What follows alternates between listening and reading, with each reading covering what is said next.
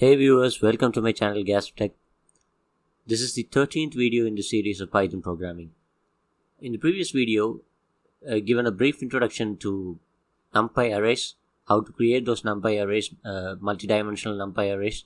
So we have seen some examples of the 3D arrays, and I have also shown how to view the dimension of the array or the shape of the array. The commands n times n dimension, ndim command and the shape command.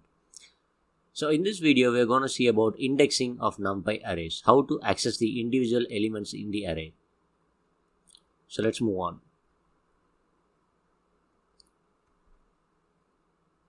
So array indexing is similar to that of list. So we have already used indexes in list, tuples and strings. So the same kind of indexing applies to arrays as well. But in those cases, we needed only a single index. But here, we may need more than one depending on the number of dimensions. So let us take those three examples of 1D, 2D and 3D and see how to index them. So let us first take one-dimensional indexing. So this is the array we have created. So this is how the indexing will be done. So I have shown the indexes in red. So we have three elements 1, 2, 3. So it is a single dimensional array. So there will be only one row here. So the row index, you can take it as 0, but since there is only one row, you can actually ignore this 0. You need not mention the row index. So since there is only one dimension, we can use a single index to get the values.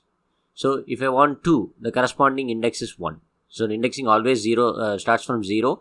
So 1 corresponds to 0, 2 corresponds to index 1. So if I want to get 2, I can use the index 1. So let me show you. So I've already created this array, one-dimensional array. I need this 2, and we have seen that it is in index 1. So B of 1, that will give me 2, right? Since we are having only one dimension here, it is enough to use only one index. So now the next one, two-dimensional array indexing. So this is the array we have created. So there are two rows here. First row contains elements 1, 2, 3, and the second row contains elements 4, 5, and 6. So now the row index comes to play. Now we need two index because we are having two dimensions. Okay. So there are two rows. The first row, index for the first row is 0 and index for the second row is 1. Similarly, we have three columns 0, 1 and 2. Suppose I need to access this element 5. Right. I need to access 5. So corresponding row index is 1 and the corresponding column index is 1.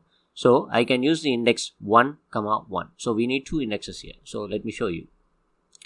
C of 1, 1, that will give me 5. Quite simple, isn't it? So you just have to follow the row index as well as the column index. If you imagine this, you can easily get any value, right? Now, moving on to a more complex one, the three-dimensional array. So three-dimensional array is nothing but two-dimensional arrays wrapped together. Right? So the first two-dimensional array. So here I am having 3 dimensions. See, there will be a row index corresponding to both the two-dimensional arrays. So we are having two-dimensional arrays, right? So both the two-dimensional arrays will have row index and column index. And in addition to that, there will be another index that indicates the dimension for the two-dimensional matrix. Okay, within two-dimensional, you have you have rows and column index, right? But we have multiple two-dimensional matrices. So we need an index to select a particular matrix. Right? So now 1, 2, 3, 4, 5, 6. This is one two-dimensional matrix. The corresponding matrix index is 0. And within the two-dimensional matrix, we have a row index since we are having 2 rows, 0 and 1, and 3 columns, 0, 1 and 2. Similarly, there is a second two-dimensional array whose index is 1. Right? Now again, we will focus on the 5. Okay? Here there are two 5s. Let us try both of these. Now if I want to access this 5, at which matrix it is located? 0. So it is in matrix 0. Within that matrix, which index? Row index?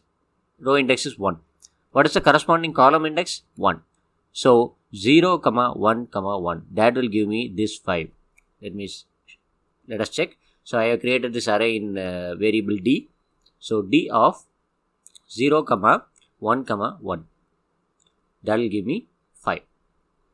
Now let us go for this 5, or maybe for the sake of avoiding confusion, let us go for some other value, right? Let's say I want this 11. It's supposed to be 1 here. It's wrongly mentioned as 11. So let me just change it for you. So let me just highlight this. This 1 is not there. Okay. So it's just 1, not 11. Okay. Now I need this 1. Okay. The element is 1, not 11. That's a typo. So where it is located? It is located in matrix 1. So the first index is 1. Within the matrix 1, the corresponding row index is 0 and the corresponding column index is 2. Okay. So 1, 1, 2, that will give me 1. So let us check D of 1, 1, 2. So the value is 1. So this is how you have to create index. So likewise, you can extend the index to any dimensions. So practically speaking, there will not be much applications that uses beyond the 3 dimensions, right? So it is enough if you know, or it is better if you know up to 3D, right? So this is how you index a 3D array. Now, in addition to indexing, you can also do slicing. This again we have discussed with our list tuples and strings. You can slice. Slice means you can cut off a portion of the matrix and display that alone, right? So this is how the slicing is done. So you have to mention the start index and you have to mention the ending index. Whenever you mention the ending index, you have to put +1. Okay, let me show an example. Let us take this 3-dimensional matrix itself, right? So I need to display 2, 3. This I need to display. Okay, so see what I'm doing. So D, so the matrix it is present is 0 matrix, and within the 0 matrix it is present in the 0th row, and I need which one? 2, 1, 3. So if you take the column index, this is index 0, index 1 and index 2. So I have to write 1 is to, the ending index is 2, right? But you have to put +1, so 3. So that will give me the 2, 3. Okay. So whenever the ending index you are putting, that if that is the end of the particular dimension, right? So this is the last element, right? There is no other elements beyond that. So in that case, when I am taking a slice up to the end element, I can ignore the end index. Or if I am taking the slice from the starting element, I can ignore the starting index. So I will demonstrate that. We have already discussed this in list. We are just extending the concept to your array. Okay. So 0, 0, 1 is 2. I do not need to mention the index, end index, because we are taking the value up to the end index itself. Right? There is no value beyond 3. This is the last value. When you take up to the last value, you need not mention the index. So when I don't mention the index, it means end. That is, it takes up to the last sample. Now, if I want 1, 2, or let us go for the next column, next row, okay, 4, 5. So again, it's in the same 0 matrix, but it is in the first row, and the starting index is 0. The ending index is 1. These two I need, right? This is index 0, index 1, index 2. So I need to start from 0 and end with 1. So since it is starting from 0, starting from the first value, I need not give that index. I can mention 0 or I can leave it as it is, because the slice is starting from the first value. Okay. But the end is not the last value, because after 5 we are having 6. So we need to give the end index. So the index for 5 is 1. So 1 plus 1. The index should be, end index should be always end plus 1. So 1 plus 1 is 2. So that will give me 4, 5. So I hope you understand the concept. Okay.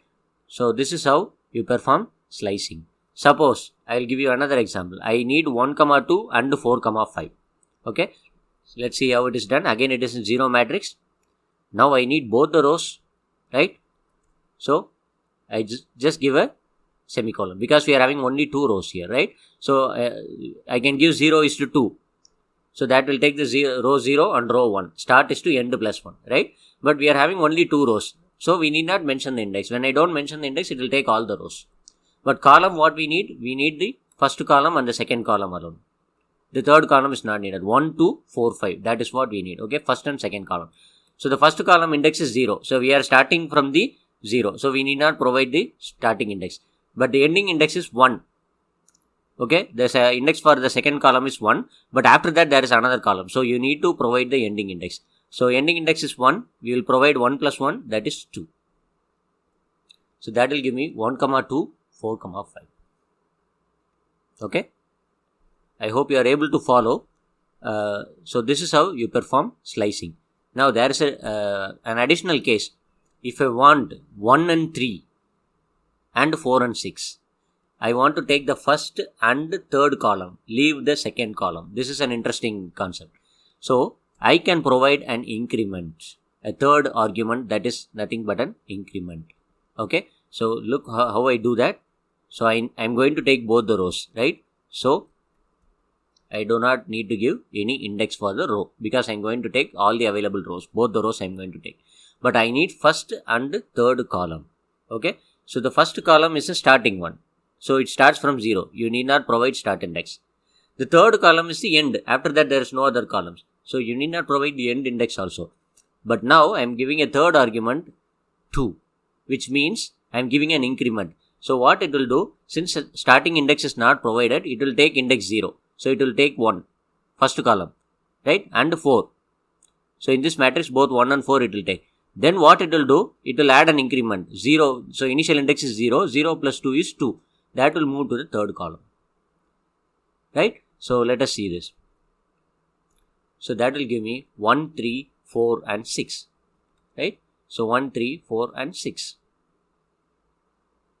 So it's wonderful, isn't it? So you can slice it, not only the adjacent rows or columns, but you can slice the alternate rows and columns using this index concept. So this should give you an overall picture of how to index the arrays. So we can discuss the other operations available with respect to Numpy arrays in our next video.